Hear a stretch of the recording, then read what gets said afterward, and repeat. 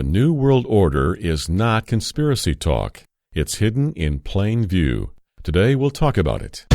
What kind of government do you think a global government would be? Would it be a democracy? Probably not. Would it be capitalism? Probably not. Would it be socialism, communism? Probably. The Antichrist will be the ruler of it. And keep in mind that anybody under the age of 50 has been indoctrinated. Doesn't mean they've accepted it, but they've been indoctrinated to believe that a one-world government that is talked about in the Bible is a good thing. This is Understanding the Times Radio with Jan Markell. This hour, Jan shares a recent teaching video, Hidden in Plain View, The New World Order in Bible Prophecy. This new DVD teaching product is now available in our web store. A bit later, we'll tell you how you can order the video version of this audio message. To tell you more, here is Jan Markell. And welcome to the program. I recently made a couple of new DVDs, and I'd like to share the audio to one of them today with you, and it's titled Hidden in Plain View, The New World Order in Bible Prophecy. Now, is this just silly conspiracy talk? Not really. In fact, globalism or one-worldism is a major theme of the Bible. It's outlined clearly in Revelation 13, where a single ruler has control over every tribe, tongue, and nation on the planet. And if that is a foreshadowing of something that could manifest in the near future, wouldn't there be signs of it today? Well, my answer is yes. So I spend the hour in this new teaching letting you know when this began, who are the leaders past and present, and what are their tactics. What element must be present on the earth for this to blossom? It would start with big government, but then there would be another 20 or so items that we must begin to see manifest soon. And in fact, all of these things are either on the horizon or they're actually with us today. So let's head on over to Hidden in Plain View, The New World Order in Bible Prophecy. I'm going to be naming the names tonight. I'm going to be, I think, giving you some information that probably you won't hear a lot of places. I'm not trying to be sensationalistic. Please understand that. I'm going to talk about some conspiracies, but I'm not conspiracy-oriented. But they do exist. So, because we have a united earth. As we talk about the issue of global government, that's what the dark forces would love to see happen. And of course, the Bible talks about it, and I'll get there. What kind of government do you think a global government would be? Would it be a democracy? Probably not. Would it be capitalism? Probably not. Would it be socialism, communism? Probably. The Antichrist will be the ruler of it. And keep in mind that anybody under the age of 50 has been indoctrinated. Doesn't mean they've accepted it, but they've been indoctrinated to believe that a one-world government that is talked about in the Bible is a good thing. And I'll explain that in just a moment. Who popularized this? 4 of those who popularized it would be the Beatles, particularly John Lennon. John Lennon wrote a song in 1971. It's called Imagine. Imagine there are no countries. It isn't hard to do. Nothing to kill or die for. No religion to. Imagine all the people living life in peace. He went on, you may say that I'm a dreamer, but I'm not the only one. I hope someday you'll join us and the world will live as one. Now, when the Beatles talk about it, be it yoga, no matter what they talked about, starting in the 60s, going into the 70s, going into the 80s, John Lennon killed in the 80s, the world accepts it. And so he promoted this concept of a global government in 1971, and a whole generation signed on to it. It's very demonic, truly is. Again, the thinking is, by the globalists, if we could have a one-world government, it will solve all the world's problems. There'll be no war, there'll be no poverty, there'll be no injustice, there'll be global peace and prosperity, but we have to get rid of individual governments. And of course, the biggest stumbling block, of course, is America. America, the church, Christianity, family values, those are the stumbling blocks to global government, which will be led eventually by the Antichrist. But the point tonight is it's beginning now. And you can start to see the beginnings of it, and I'm going to show you how here in just a moment. This was the mindset back in Babylon as well. In Babylon, of course, God got totally disgusted with it all and said, I'm going to confuse the languages. which is exactly what he did. But the first globalist was Nimrod. And Nimrod was the head of the empire back then, Babel. And he built that tower. He built it in part to say, shook his fist at God with that tower, which was built in part to save them if another flood came, but is also used as kind of an observation, sort of for astrological type things. So that's the Tower of Babel. And it was in this area, which is today Iraq, plains of Shinar. And I think this is interesting because, again, the picture on your left is by Peter Bruegel, which is an artist depiction, I think it goes back to the 1500s, of the Tower of Babel. But on the other side is the EU Parliament in Strasbourg. I'm going to be talking about Europe again. America's not all that important. Everything's Europe, Europe, Europe. In Strasbourg, France, that's one of the headquarters of the EU. Brussels, Belgium, and Strasbourg, France. In Strasbourg, France, does that not look like the Tower of Babel? Europe today is proud of Babylon. Even though Babylon was totally a cult, Europe is proud of it and is still mimicking the Tower of Babel. The symbol of the European Union is a woman riding the beast, Revelation 17, and that's on one of their stamps. And it's also on a coin, Greek euro coin, is a woman riding the beast. Do they know this is right out of the Bible? No. Again, they're kind of useful idiots of the Antichrist who's waiting in the wings because he's not here yet. He's not here yet. They don't know they're being played as fools. And once they figure it out and wake up, it'll be way too late. Even today in promotion for Europe, these kinds of posters are going back to the Tower of Babel. The construction little crane there is that Europe is still under construction. Those stars above the crane and above the tower, this is, again, promotion for Europe. Those stars are pentagrams. They're stars that are demonic and satanic. Pentagram star. Again, and I played the presentation by Amir Sarfati a couple weeks ago. Europe getting ready for the Antichrist. They are so ready for the Antichrist to come out of Europe, which he will. So this just is a reminder. So why did I have an interest, a renewed interest in this kind of a topic? We had an election last year, and it was between a globalist and a nationalist. Hillary Clinton, the ardent globalist, the strong one-worlder, and Donald Trump, 100% pro-American. Having said that, the globalists are trying to co-opt him and bring him over into the globalist world, and I'll say more about that. He said during the campaign, and once he was elected, we will no longer surrender this country or its people to the false song of globalism. Now, he meant that. He is disgusted with these one-worlders. He's not a politician. He's a businessman. He doesn't understand their thinking. So at this point, he is still an ardent nationalist. And this was recently the G20 in Germany. The full picture here would show everybody wearing the G20 little lapel pin, except Donald Trump is wearing a flag pin. So this is his nationalism. He's an ardent America First guy. We need to keep praying because, again, the globalists are trying to co-opt him and bring him into the other camp. White House globalists using National Economic Council to undermine president's agenda. Again, there are globalists in the White House. Kushner, Gary Cohn, all sorts of them are in the White House trying to bring Donald Trump left of center and into the global agenda. Whether or not he's caving, I couldn't speak to that. So which will it be? Will it be America or will it be globalism? Now, will nationalism trump globalism? Pun intended. This is the left side. This is what we're told globalism is. It's people who just have different cultures, but we're all going to get along. We look at things differently. We have different clothing, and we're going to love each other. That's the false perception of globalism. What it really is the other side.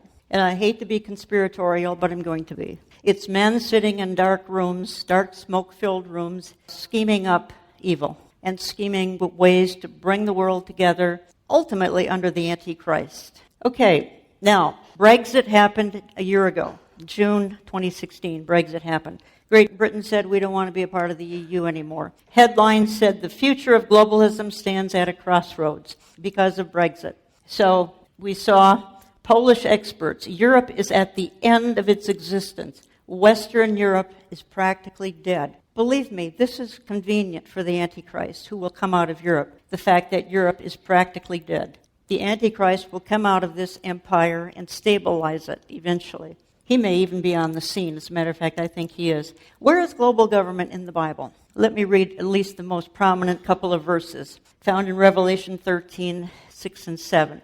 It opened its mouth, that's the beast, the Antichrist. It opened its mouth to utter blasphemies against God, blaspheming his name and his dwelling. That is, those who dwell in heaven. Also it was allowed, the beast, the Antichrist, also it was allowed to make war on the saints and to conquer them, and authority was given over every tribe and people and language and nation. So when something has control over every tribe, people, language, nation, obviously it's a global government. And obviously it's got to be in formation now. If we're as late as we think we are, and I think we are very, very late, it's got to be in some form of stage right now. That's the point I'm making tonight. I'm going to go through the organizations, and I can't get them all, the organizations that are the promoters today of global government, but I'm going back even 5,000 years. First we had Nimrod, the first globalist. We had the Kabbalah, which goes back, it's the Jewish occult, goes back to the 5th century BC. It promoted the one world concept and the one world government system. We had the Knights Templar, 1100 to 1300. They're the same as the Crusaders. They were ardent one-worlders. We had that morphed into the Rosicrucian order, 17th and 18th century, and the purpose of the Rosicrucians was to lead the world to a one-world system. It's amazing how this concept, which is so flawed, which is so deceptive and so deceitful, has been able to thrive and flourish for 5,000 years. And you'll see why when we get a little closer to the end. Again, this message, Hidden in Plain View, was designed to remind folks that the hour is late. The Antichrist is not with us at this point, but his plan was put into place at the time of Nimrod and has only grown in strength right up until the present. The age-old plan of one world government is hidden in plain view. Back to the presentation. May 1st, 1776, the Illuminati. They were all about, and they still exist. All of these outfits, at least starting about 1700s, still exist, and their existence today is still to bring about that one world system. They're very conspiratorial, and they're very, very dark. The Freemasons, 1800s, they exist in part to bring about a one world government, one world system. I want to say a word here about President Woodrow Wilson. Wilson was in office 1913 to 1921. The gentleman pictured with him is Edward Mandell House, one of his primary advisors. House got Woodrow Wilson into World War I with the intent of having World War I morph into global government. Obviously, it didn't work. I want to say a little bit more here, because also under Woodrow Wilson came the Federal Reserve Bank, a very evil system, which you and I are slaves to. So this came in under Woodrow Wilson. A little bit of information about the Federal Reserve. It is in 12 districts around America. It is run by unelected bureaucrats. It is extremely secretive.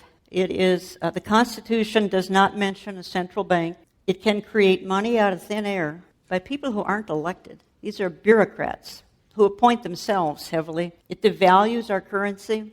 It resists congressional oversight. It rewards the elites. It hurts the middle class. Woodrow Wilson signed this into existence in 1913. You need this for global government. Woodrow Wilson, when he woke up and realized what he had done, he's a progressive with a capital P, believe me, he still said, "I am a most unhappy man. I have unwittingly ruined my country. A great industrial nation is now controlled by its system of credit. We are no longer a government by free opinion, no longer a government by conviction and the vote of the majority, but a government by the opinion and duress of a small group of dominant men." He said that in 1919, but he signed this into existence in 1913. He knew what this would lead to. He knew it was part of the bricks and mortars of a one-world system, which he was for because he's a globalist. but he regretted that he brought this into reality. Now, in the 1920s came David Rockefeller. David Rockefeller is the modern-day father of globalism. There are many, many players, but David Rockefeller and George Soros, I'll get to Soros later. Rockefeller started in the 1920s, the son of John D. Rockefeller. David Rockefeller formed the Council on Foreign Relations, 1921. Carol Quigley said, "The Council on Foreign Relations is the American branch of a society which originated in England and believes national boundaries should be obliterated and a one-world rule established." David Rockefeller was the primary, at least early, promoter of this idea and financer. The billionaires are financing all of this. The League of Nations came out in 1919 with the hope that it could create global government after World War I. League of Nations. Obviously, after World War II came the United Nations with the hope that they could form a single government. Don't you find this amazing that so many people are so committed to something that is so biblical, but they are looking at it really from the perspective of the Antichrist, not from the position of Jesus Christ or the way you and I would look at it, that this is not anything that's a good idea. It's a really, really bad idea, a single government. But they see it as the answer to everything. In 1954 came the Bilderberg. We talked about that the first night here. Club Bilderberg came along in 1954, and again, it was with the intent of somehow creating in a dark room the workings that would morph into a one-world government. The Club of Rome, 1968, that put the world in 10 regions, and out of this would come, hopefully, global government. So all these people can think about this global government. They're obsessed by it, truly obsessed. They're doing the will of Satan. Here's a man who opposed it. John F. Kennedy was an enemy of the New World Order. Let me just say a word about him. He criticized secret societies. He wanted to dismantle the Federal Reserve. He came against the CIA. He really was an enemy of this whole system. We know he didn't last very long in office. Another man who came against it was Representative Larry McDonald, Democrat from Georgia. He said the drive of the Rockefellers and their allies is to create a one-world government combining supercapitalism and communism under the same tent, all under their control. Do I mean conspiracy? I do. I am convinced there is such a plot, international in scope, generations old in planning, yes, going back to Babel, and incredibly evil in intent. Representative McDonald was on a plane, Korean Airlines, in 1983. A bomb blew up inside. 200 people and Representative McDonald were killed. He was trying to expose the globalists. So you can see these men are empowered by evil. Their goal is the kingdom of the Antichrist. They don't know it. They don't know it. They think that they're doing the world a favor. Again, David Rockefeller, Zbigniew Brzezinski, they put the Trilateral Commission together in 1973. Again, cooperation between North America, Western Europe, and Japan. But the ultimate goal was that this would help bring the world together into global one-world government. You're listening to Understanding the Times Radio. If you would like more information on Hidden in Plain View, the New World Order, and Bible prophecy, visit our store at olivetreeviews.org or get our print or e-newsletter. You can give us a call, 763-559-4444. This one-hour presentation has almost 100 PowerPoint slides to accentuate this message, and we'll rejoin it in just a couple of minutes. We know you're enjoying today's presentation from Jan's teaching video, Hidden in Plain View, The New World Order in Bible Prophecy. You can order the audio version of this DVD presentation by calling 763-559-4444. However, if you want the video version of Jan's message, that's available in our web store at olivetreeviews.org. Remember to order audio or video copies of Hidden in Plain View. Phone 763-559-4444. Again, the number 763-559-4444. We'll continue with Jan's message right after this. Our recent Understanding the Times conference brought great clarification to the many issues of the day we are watching in daily headlines. They will only make sense when interpreted from the Bible. Our times are perilous. The church is caving to apostasy. America cannot be found in biblical prophecy. Europe is preparing for the Antichrist. But the good news is that Jesus Christ will return for his bride very soon. Our speakers included Amir Sarfati. The Antichrist has to be a good friend of Israel, has to serve the interests of the people of Israel and the Jewish people, has to be liked by them to the point of even worship by them. Pastor J.D. Farag. The clarion call is to know that not only are we living in the last moments of world history as we know it, but we need to know what to do while there's still time. Dr. Mark Hitchcock. The enemy is working feverishly today in seminaries, denominations, and churches to pry people away from trust in the inerrant, inspired, living Word of God. And apostasy is an inside job. Michelle Bachman. The final judgment over Babel goes hand in hand with the second coming of Jesus Christ, the Messiah, and the dawn of the Messianic time, which will be centered on Zion. Why not order complete sets of CDs and DVDs today? 5 messages are offered on DVD for just $35 plus $5 shipping in the U.S. 5 messages are offered on CD for $30 plus $5 shipping in the U.S. DVDs contain valuable speaker PowerPoint. Order online at olivetreeviews.org, olivetreeviews.org, or call us at 763-559-4444, 763-559-4444. You can also write to us at Box 1452, Maple Grove, Minnesota, 55311, Box 1452, Maple Grove, Minnesota, 55311.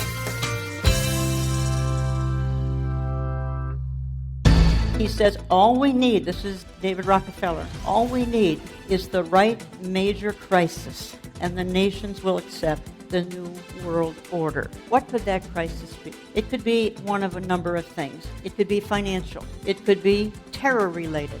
It could be weather-related or environmental. It could be such a thing as World War III, the crisis that would bring all of this. I don't think it's any of these things. Here's what it is. The rapture. This is what will bring what they're longing for. It's going to take the rapture. On Understanding the Times Radio today, you're hearing just the audio version of a new video teaching by Jan Markell, produced just this past summer. Hidden in Plain View, The New World Order in Bible Prophecy, is one of Jan's latest projects designed to help our viewers and listeners understand the times. Once again, here's Jan.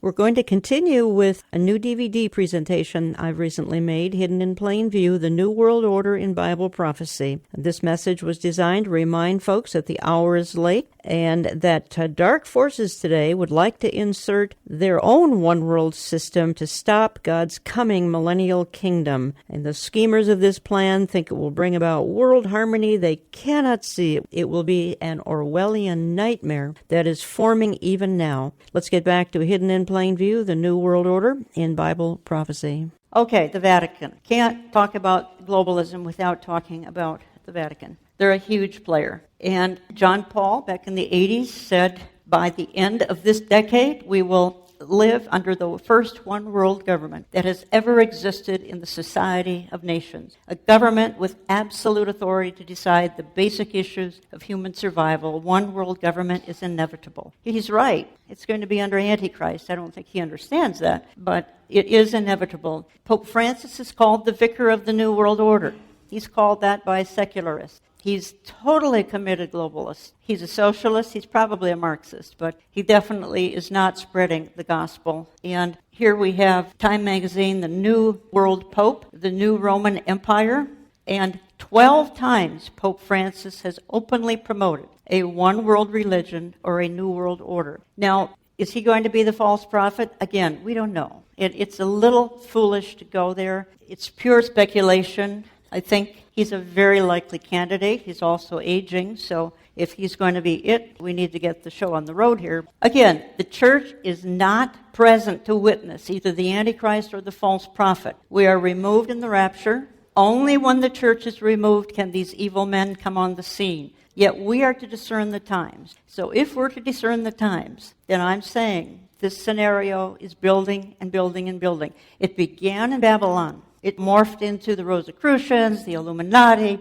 on, Council on Foreign Relations, Trilateral Commission, all of these with the same intent to create a one-world system, one-world government. 1980s, 1988, Mikhail Gorbachev urges a new world order. They're all using the same term, new world order, or one-world system. 1988, further global progress is now possible only through a quest for a universal consensus in the movement towards a new world order. Mikhail Gorbachev. Again, in 1991, David Rockefeller, he's the modern-day Pied Piper of all this. The world is now more sophisticated and prepared to march towards world government. Why would such an intelligent, successful businessman as David Rockefeller say, enough with American capitalism and democracy, we're going to throw all of that out, and we're going to blend all the governments of the world together with one ruler? It sounds like insanity. They are deceived. They've come under strong delusion. And he said, this is a quote from him in 2003 in one of his books. He says, for more than a century, ideological extremists at either end of the political spectrum have seized upon well-publicized incidents such as my encounter with Castro to attack the Rockefeller family for the inordinate influence they claim we wield over American political and economic institutions. Some even believe we belong to a secret cabal working against the best interests of the United States, characterizing my family as internationalists, and of conspiring with others around the world to build a more integrated global political and economic structure. One world, if you will. If that is the charge, I stand guilty, and I'm proud of it. So again, he's the modern-day Pied Piper, started it in the 20s. It's been picked up by others, including Soros. He says, all we need, this is David Rockefeller, all we need is the right major crisis, and the nations will accept the new world order. What could that crisis be? It could be one of a number of things. It could be financial. It could be terror-related. What if terror attacks, let's just say in America, were to go off simultaneously in 10 American big cities, all at the same time? That would cause people to say, we do need a savior to deliver us from this kind of a perilous situation. It could be weather-related or environmental. It could be such a thing as World War III, the crisis that would bring all of this. I don't think it's any of these things. Here's what it is. It's the rapture. This is what will bring what they're longing for. It's going to take the rapture. Once that happens and we're out of here, we're out of the way, we pesky Christians who keep talking about the king is coming. Well, he came and he took us. And these folks are left behind and they're in a daze. And they will receive this man who's waiting in the wings. We don't know who he is. They'll receive him. They'll receive him with really open arms. Now, more useful idiots of this whole movement would be, I want to go into the environmental here just for a moment or two. Gorbachev said more recently, the threat of environmental crisis will be the international disaster key that will unlock the new world order. It really won't. Again, they think it's going to be financial or environmental. Again, it'll be the rapture. But he thinks it's going to be environmentalism that's going to demand we have global government. George H.W. Bush, my vision of a new world order, foresees a United Nations with a revitalized peacekeeping function. Ardent globalists, the Bush family, all of them, but particularly H.W. Bush. It's a big idea, a new world order. Only the United States has both the moral standing and the means to back it up. You may think that Jean Kirkpatrick was a great nationalist. She wasn't. In 1990, she said one of the purposes for the Desert Storm operation was to show to the world how a reinvigorated United Nations could serve as a global policeman in the New World Order. She was an internationalist, a globalist. Again, they're doing the bidding of the Antichrist. They don't know it. They don't know it. They think that this will bring peace, prosperity, this will bring the solution. to all of the world's troubles. They are so deceived. Henry Kissinger, the New World Order cannot happen without U.S. participation. Yes, there will be a New World Order, and it will force the U.S. to change its perceptions. One of the biggest, strongest, you saw a picture of him early on here, now in his 90s, still pushing for a one world system. They don't give up. They're empowered by Satan. They don't know it. They're empowered by Satan because Satan's got to come against God's plan for the end of the age. For the plan of the ages, Satan has to come and try to squelch God's end-time plan. And this would do it, but they won't succeed. Even journalists, Walter Cronkite, one world government. To do that, of course, we Americans will have to yield up some of our sovereignty. It would take a lot of courage, a lot of faith in the new order. He also says a system of world government, preferably a system of world order, preferably a system of world government, is mandatory. The proud nations someday will see the light, and for the common good and their own survival, yield up their precious sovereignty. See, he may be right. I mean, ultimately that's true. The Antichrist will cause that to happen. Just how willing everybody will be, I think they'll be pretty willing, and I'll explain why. Again, useful idiots are the environmental movement, because the theory is that in order to protect our environment, we have to have a single government, a one-world system. 7 in 10 Brits, this is the Independent, 7 in 10 Brits support world government to protect humanity from global catastrophes. So they're going to be willing to give things up, including sovereignty, to protect whatever, in this case, the environment. The Church of Climatology, Al Gore, very, very, very wealthy, a billionaire, because he came up with a scam that fooled the world, and that is we're warming like less than 1 degree in the next 20, 30 years, and we will fry like an egg on the pavement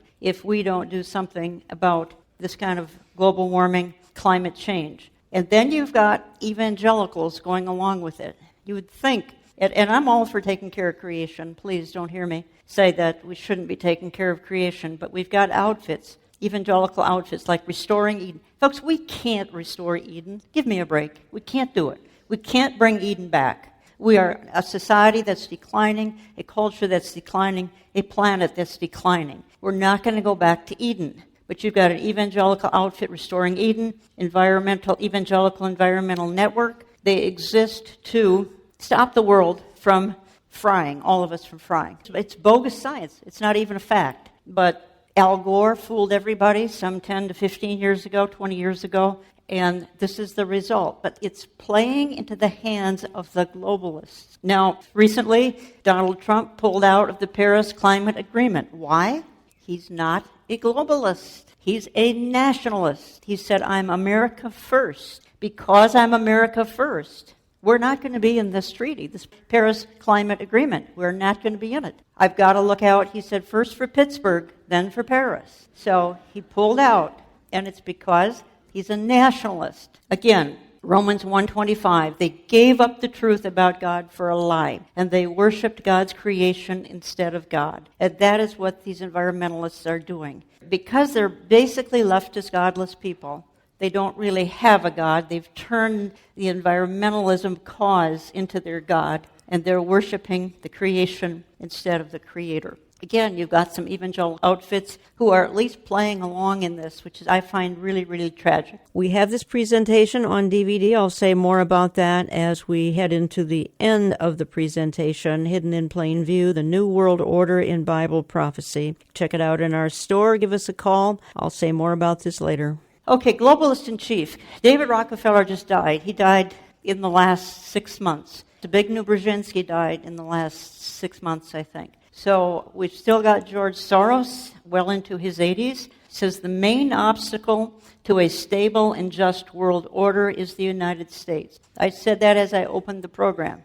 There are certain things that are obstacles: America, the church, Christianity, capitalism, patriotism. These things are in the way. They've got to go. And he's one of those promoting they've got to go.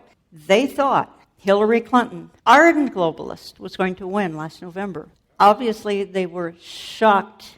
God just had other plans. We can't understand exactly what's in God's mind, but he said, not quite yet. If she had gotten in, indeed, this one world plan, this one world system would be so on the fast track. God said, not quite yet. He also manipulates currency. George Soros is nicknamed the man who broke the Bank of England by correctly betting that the British government would have to devalue the pound sterling. Soros made $1 billion during the 92 Black Wednesday UK currency crises. He's done this in other countries. He does it with the hope that the government will collapse and this will bring about the one world government, the one world system, Antichrist plan. Again, he doesn't know it's in the Bible. He's kind of another useful idiot of the devil. So you see all the rioting, the rent-a-mobs. It's George Soros funding anti-Trump groups to push his one world government dream. All over the world, this man is financing a lot of the activity that's going on by way of demonstrations and rioting. He finances it. He's a very evil man. Again, these two people, Obama and Trump, had two completely different views on globalism in their first addresses to Congress. One, an ardent globalist, Obama. Again, the other, a nationalist. Obama, the world is more interconnected than ever, and it's becoming more connected every day. Building walls won't change that. This is a cartoon. It says, what are your thoughts on the UN's vision of global government? Do I get to be in charge? That's what a world leader would want. Could he be that global leader? I don't think so. I think it's a European. I'll say more about that here in the next few minutes. I don't know how many of you know what happened last October. We gave the internet away. Those of us who are on the internet see it as one of the most useful tools that we have ever had. Obviously, it has its evil side as well. He gave it away to the UN last October. That's part of his globalism plan. It's part of his Weaken America plan, part of his America second, third, and fourth, not first, plan. It's to take that internet, which we invented, take it away, give it to the UN, and that plays right into the hands of the globalists. We no longer are in charge of the internet. That is very, very scary. You find a lot of truth on the internet. You also find trouble, but you find a lot of truth. That's where I get my news and information. If you know the right sources, that's where you can go to really get the truth. It's no longer in our control. It's in the hands of the globalists. This is huge. It's huge. It happened and nobody even paid any attention. Again, Clinton Global Initiative. Bill and Hillary Clinton, ardent globalists. Their plan, again, is a one world system. So Clinton Global Initiative is all about, obviously it was also a big scam and fraud, but ultimately it's about global government. So again, the globalists in a state of shock that she did not win. You might think somebody like Paul Ryan, are you telling me he's a globalist? Absolutely, he's a globalist. Globalist maestro Paul Ryan strikes again. It's why Congress can't get anything done. Most of them are globalists, on the right and the left. Most are globalists. The media has conditioned voters to believe that bipartisan bills are good, and like former Speaker John Boehner, Speaker Ryan uses bipartisan branding to quietly pass globalist legislation. He is an ardent one-worlder. The election a year ago, or 6 months ago, signs were in Wisconsin. Globalists for Paul Ryan. Keep our borders open. Vote Paul Ryan. He's for open borders, unlimited immigration. As long as he's in the position he's in, nothing will get done in Washington. Nothing. But they intentionally put in a globalist. Back in January, Joe Biden at the World Economic Forum, he's warning about the collapse of the world order as he says goodbye. Mark Zuckerberg, CEO of Facebook, commitment to a global basic income. He's an ardent one-worlder. Open borders, complete open borders. And we know the downside of complete open borders. But these globalists cannot see it as anything but good because it's a part of the one world plan. Okay, we'll spend just an extra minute on Emmanuel Macron. He's a globalist. He's a Europhile. This was on the cover of The Economist magazine, which is European, in summer here of 2017. Europe's savior, ? He's walking on water. Is Emmanuel Macron Europe's savior? I don't know. He's very Antichrist-esque. Not saying he's it. He certainly is a forerunner if he isn't it. Some interesting things about Macron. He's one of the most bizarre leaders in history. I could go into a whole list of reasons why he's bizarre. He married his high school teacher, who's 25 years older than he is, which, that's not a crime. It's just unusual. They call him Jupiter after the Roman god. This Gateway Pundit magazine says his impact on the world could be massive. He's a young man. He's 39 years old. Emmanuel Macron says the French culture does not exist. Well, of course it doesn't exist if you're a globalist. You don't care about the French culture. You care about the globalist society. That's what you care about. You don't care about Germans, don't care about Germany, French don't care about France. You care about the one world system. He's the consummate one world man, Emmanuel Macron, new president of France. Keep your eye on him. This was a headline in the New York Times, Macron and the revival of Europe. Have you ever heard of the revived Roman Empire? Here it is in headlines. Macron and the revival of Europe. Is he suspicious? The revived Roman Empire out of Daniel 7, the fourth beast? I don't know. I mean, I'm not trying to name the Antichrist. I think we've got to be very cautious about doing things like that. I really do. Because then when it doesn't pan out, we get egg on our face and we really look like fools. But we're to discern the times. So I think asking these questions is legitimate. Is he an end-time player? Without a doubt. Absolutely. As is a pope, an end-time player. Are they it? We don't know. We need to be careful. But it's intriguing, and those of us who are longing for a trumpet blast, it's fun to speculate that maybe these guys are already on the scene. I know they don't know. If they're it, they do not know. They don't know that they could be tapped. Is the New World Order just silly conspiracy talk? See, I do not believe it is. Globalism or one-worldism, it's a major theme of the Bible. It's outlined clearly in Revelation 13. Single ruler who has control over everything. And if that is a foreshadowing of something that could manifest in the near future, though the church would be gone, of course, wouldn't there be signs of it even today? I try to make the case for that in this new DVD, Hidden in Plain View, The New World Order in Bible Prophecy. This message was designed to remind folks that the hour is late. No, the Antichrist is not with us at this point, but his plan was put into place, well, millennia ago, and it's only grown in strength right up until the present. The age-old plan is hidden in plain view today. It's not silly conspiracy talk. We'll wrap this up in the next segment. We are so thankful for each listener who returns week after week to hear the latest coming from our on-air ministry. As you know, today's message from Jan Markell is from one of her latest teachings, videotaped just this past summer. It's the first of 2 video projects Jan's produced over the summer months.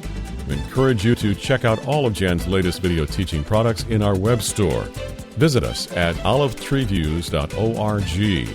Again, that's olivetreeviews.org. You can also order an audio version of today's broadcast at 763-559-4444. The number again, 763-559-4444.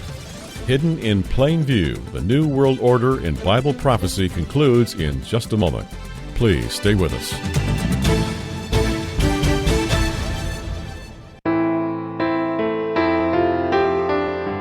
"17 years ago this month, Understanding the Times Radio began a local radio outreach in the Minneapolis-St. Paul area.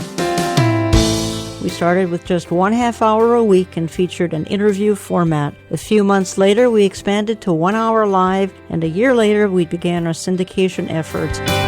Thank you for standing with us as we try to proclaim the inconvenient truth each weekend. I have tried to present some of the foremost thinkers, writers, theologians, and more to help you understand the times and contend for the faith. Why not consider a tax-deductible gift right now to keep this radio outreach on well over 800 radio outlets in North America and around the world electronically? You can give online at olivetreeviews.org or call us at 763-559-4444, 763-559-4444. You can also drop us a check at Olive Tree Ministries, Box 1452, Maple Grove, Minnesota, 55311. Box 1452, Maple Grove, Minnesota, 55311. We'll keep you apprised of today, but also give you hope for tomorrow, for the King is coming, and our message to you is to be ready and to keep looking up. Understanding the Times Radio continues with a wrap-up of Jan Markell's video presentation, Hidden in Plain View. Once again, here's Jan. If you'd like more information on obtaining this DVD, which, by the way, has almost 100 PowerPoint slides to accentuate the message, give my office a call, check out our store. olivetreeviews.org. You can get my or print newsletter. The title again is Hidden in Plain View, The New World Order in Bible Prophecy. We're heading back now to wrap it up. Again, longing for a Savior. This is the homepage of CNN. It's actually back in 2016. It says, who can make it stop? It's violence against the police. It's the Dallas police shooting of 2016. And at the bottom, and I don't think you can read it, and I know you can't, it says, is there a leader who can stop the chaos? That's the homepage of CNN. So the secularists are asking, is there a leader we can turn to? Is there a leader who can stop the chaos? That's what it says down at the bottom of the CNN homepage a year ago. They're longing for a man with a plan. They're longing for a Mr. Fix-It who can stop the chaos.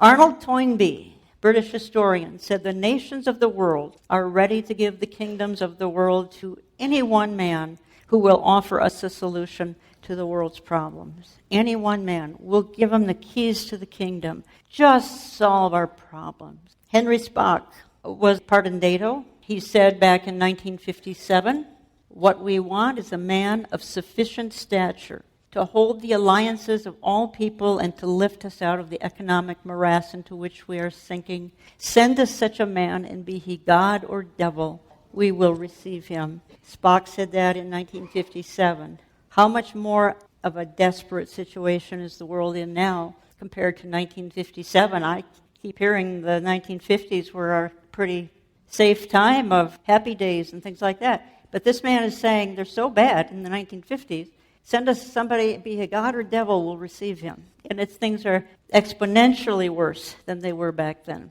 Even on our currency, our $1 bill, it's Novus Ordo Seclorum, New World Order, printed right on our currency. So it's something that's out there that's bigger than you have any kind of comprehension. This whole kind of thinking of a one-world global government. Now, how do they implement the plan? Here are just some quick bullet points. Here's what would have to be a part of any kind of a global system. Socialized medicine.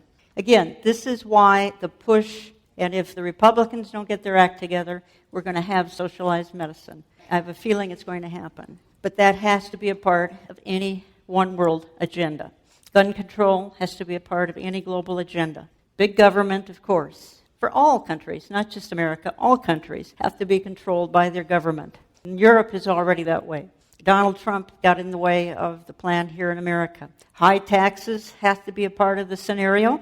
Population reduction, they want the population to go from, I think it's almost 7 billion down to 500 million. Immigration, it's cheap labor, it's open borders, that's part of the globalist plan. You can see all of this is in play. Environmentalism, I've already explained. We've got to save the environment, and we've got to stop global warming, or we're all going to, again, fry if we don't stop global warming. So this is the great big push. Increase the debt, increase poverty. I can't even include everything. International welfare is a part of the plan. There's 100 bullet points. Class warfare is a part of the plan. No religion, but a single pagan religion. Destroy the family. And then this is a quote from Brock Adams, UN Health Organization. To achieve world government, it's necessary to remove from the minds of men their individualism, loyalty to family, traditions, national patriotism, and religious dogmas. Actually, Hillary Clinton said something very similar to this all of last year. If she were to be president, she would enforce this kind of thinking here. Do you realize what we were spared from last November? It's because of evangelicals. That's why there's an evangelical advisory committee to Trump, because he's very indebted to evangelicals who got him elected, because he does not think this way. But the globalists do. What does God say? And I think this is really, really important. As a matter of fact, this is the bottom line to everything. God says, first of all, let's just look at Psalm 2. Why do the nations rage and the peoples plot in vain? The kings of the earth set themselves and the rulers take counsel together against his anointed, saying, let us burst their bonds apart and cast away their cords from us. He who sits in the heavens laughs. In the original language, it would be, he laughs with derision. The Lord holds them in derision, then he will speak to them in his wrath and terrify them in his fury, saying, as for me, I have set my king on Zion, my holy hill. God looks at these fools, and he's actually laughing. It's the only time in the Bible it talks about God laughing.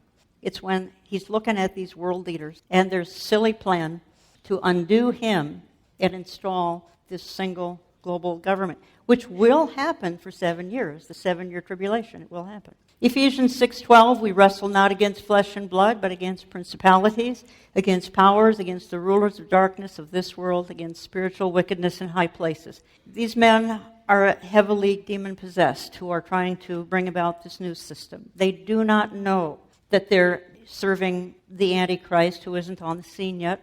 I think he's waiting in the wings. So they don't understand the seriousness of what they're doing. They don't understand they're coming up against the God of the universe. They have no idea because they're godless. But they've been at this for 5,000 years. Psalm 37, "Fresh not yourself because of evildoers. Be not envious of wrongdoers, for they will soon fade like the grass and wither like the green herb." These men who are literally meeting in dark rooms, smoke-filled rooms, planning for a one-world system, they will fade like the grass. They will wither like the green herb. God's going to have the last laugh. Now, what is our conclusion? The world is under strong delusion of Romans 1. When you get under the Romans 1 delusion, it's kind of the last phase of strong delusion is the reprobate mind. These men are turned over to a reprobate mind. They can't see truth. They're blinded. They're determined to wipe out God, to be greater than God, to be as God, as says in Isaiah, "I will ascend and be like God." And that's what they're trying to be. They're going to call evil good and good evil as they try to bring about this system. They're at war with God. That's why you can't be a Christian and be one of these people trying to bring about global government. If you hear one say they are Christian, I believe it's not possible. And God has the final say when it comes to this ultimate plan. He has the final say. He's going to allow it. They're trying to prevent God's kingdom on earth. That's ultimately what they're trying to do, because you do realize a one-world system is on its way. God's system is on its way. There's going to be a 7-year interruption, a 7-year system where Antichrist and the devil are warring against God. They're ultimately defeated. So we are in a world that is lost, confused, unsure, unclear, perplexed. And we need to give them the truth, the inconvenient truth. And I'm grieved that the pulpits will not talk about a lot of the issues that are so important today. So, as a result, world government is forming. It's forming as we speak. But here's the good news. The good news is Jesus Christ's return. This is in the second coming. First is the rapture. And then 7 years later, the second coming, when we return with Jesus Christ. We return with him, and we establish the 1,000 years of Christ's reign on earth. This is what the dark world is trying to prevent. They think if they could install a globalist system, they could stop this kingdom, the Lord Jesus Christ's kingdom on earth. And of course, God has the last say, so it will not work. He will come back. The millennial reign of Christ is going to we come back with him. We serve with him. We are sort of the overseers of the millennium. Those who survive the tribulation go into the millennium with their earthly bodies. Those of us come back in the second coming with Jesus Christ, go into the millennium with glorified bodies. It's going to happen, the millennial reign of Jesus Christ. I think it's not all that far away. I really do. Some other things have to happen first. And again, it's a perfect kingdom. You've heard me talk about what the globalists have in mind. And it's very dark and it's very evil compared to perfection, the lion and the lamb, the lion and nature just getting along. Stick your hand into the nest of a snake and you're not going to be bitten. The globalists can't compete with this, and that drives them crazy. So here's the verse I think we need to think about. We've considered a lot of things that are dark. Revelation 11:15. Then the seventh angel sounded, and there were loud voices in heaven saying, "The kingdom of the world has become the kingdom of our Lord and of his Christ, and he will reign forever and ever and ever and ever. And we're going to reign with him if we are a child of the King." And I trust you are, because if you are not, then you would be a part of the Antichrist plan. You don't want to do that. I promise you don't want to do that. The consequences are eternal and the consequences are unspeakable. So I just encourage anyone tonight who is unsure of where they might spend eternity to seriously consider giving your life to the Lord Jesus Christ.